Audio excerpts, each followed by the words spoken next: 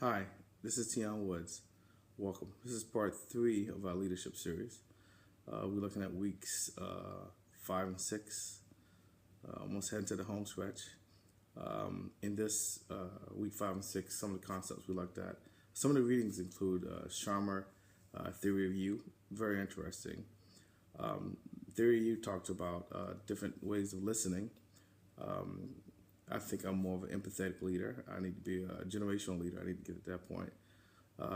I try to relate to what I'm hearing so I can be empathetic and actually hear instead of just being just downloading information or just passive listening. Other issues that talked about was recognizing blind spots. Recognizing blind spots is very interesting. The blind spots can be a potential pitfall during implementation. So when I'm implementing my project, I should try to be aware, identify the blind spots. Sharma described the blind spots as invisible dimensions in which our attention and inattention begins. In our project, all our projects, we want to look at the how, when, and why. But by doing that, we can still miss these potential blind spots. These potential blind spots can cause a different point of view. To avoid this, you got to make sure that you take in all accounts the past learning as well as the current best practice and future learning. And when I say future learning, I'm meaning what is actually happening right now, what's currently occurring. Sharma's solution to this problem was to look at future possibilities. If we explore all our possibilities, we can see what can occur. So it's very difficult to avoid conflict. Conflict is very common. I'm sure most of you in this class are probably in some kind of relationship, whether it's marriage or boyfriend, girlfriend. And there's always conflict, tension. That's a part of life, right? In Porter Gray's article we looked at, it talked about avoiding conflict. But some conflict shouldn't be avoided. We should hit that conflict head on and understand those conflicts. It's not all conflicts negative. There's some positive things that can come from conflict. Some of my experiences in the military, it's very rigid. What happens, what is written, it will be that way. I'm part of air crew. I'm a flight nurse. So we have a checklist. So if things go wrong, you follow the checklist verbatim. You won't be at fault because you resort to the checklist. So we constantly, once we follow our checklist, there's even a process for debriefing post-mission.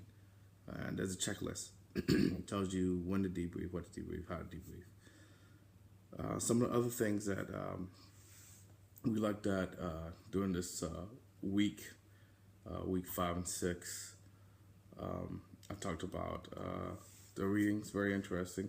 Talked about managing conflict, implementations,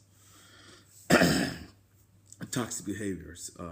Sometimes when trying to implement a project, especially one where it may not be a popular project, it may be controversy within that project. You may get some pushback.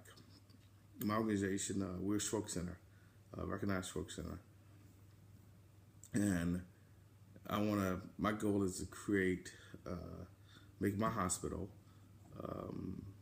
as a resource for smaller rural facilities where they can contact and get advice, even have a telemedicine department. We have a robot at our hospital, but implement that in the other hospitals. I try to grow that learning, that best practice, I guess. There's much smaller hospitals. There's Parkview, there's Corona, tiny hospitals that don't have the same facility, access to health for stroke victims. There can never be a neurologist in the hospital 24 hours a day, and even less so in a rural hospital. And that ER provider may not be comfortable managing those patients because that ER provider may not, who's to say it's been, may have saw one stroke patient in the last 3 or 4 months. So it may not be up to date. So it's important to have content expert, if you will, or a neurologist that understands stroke. Some of the things we looked at in week 6. Sorry, air's a little dry here today. Some things we looked at in week 6, identifying the right stuff, also managers and mediators.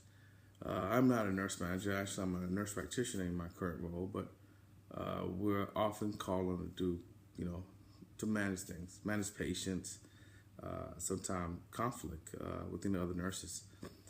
In my role, I'm a cardiothoracic nurse practitioner. So there's a CT surgeon that I work with, a few of them, multiple different personalities with each one of them. Some of them are very crass. They were trained in the East Coast, so their philosophy is death, you learn by death, right? You learn by being pushed, being afraid, right? I don't agree with that concept, but some of the providers I work with do. So he berates other nurses. So of course, when he comes to do rounds, it's very difficult for the nurses sometimes to focus. So my job is to manage that conflict. I try to prepare the nurse prior to us doing rounds. Hey, we need to have labs. I need to know how this patient actually doing. I need to know output.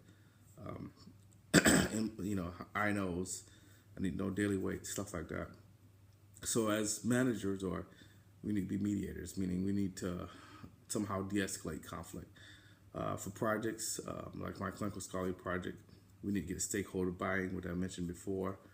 I think in Howell's article, he talked about being champion of innovation. We need to come up with a way to show that we're being innovative this whole process. My project, like I mentioned multiple times, is changing the way smaller hospitals have managed these stroke patients.